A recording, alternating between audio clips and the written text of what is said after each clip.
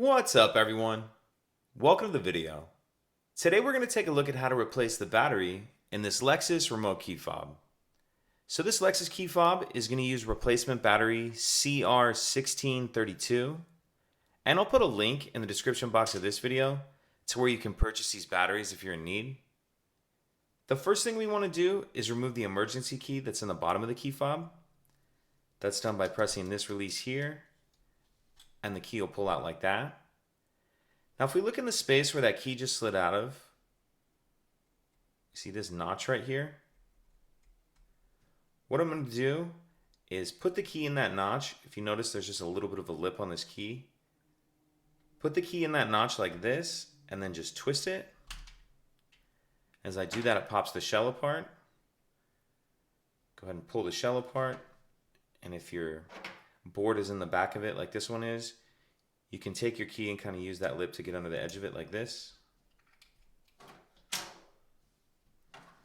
Once we have that board out of there, I'm going to set it down in the front of the shell.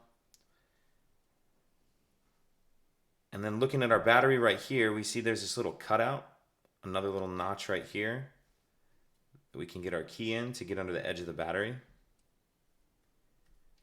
and get it out of that little holder. Then we'll grab our new battery, and we want to make sure that we're installing that with the plus side up.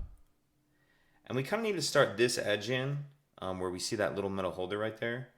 So kind of start that edge in first, and then snap it the rest of the way down into place. And then we'll snap the back on. And if your buttons have moved at all, make sure you have those back in place before you snap it together. Once you have it back together, we'll slide our emergency key back in, and that's it. If you have any questions, please let me know. If you could take a second to like and subscribe, it helps us out, and I'd appreciate it. Thank you.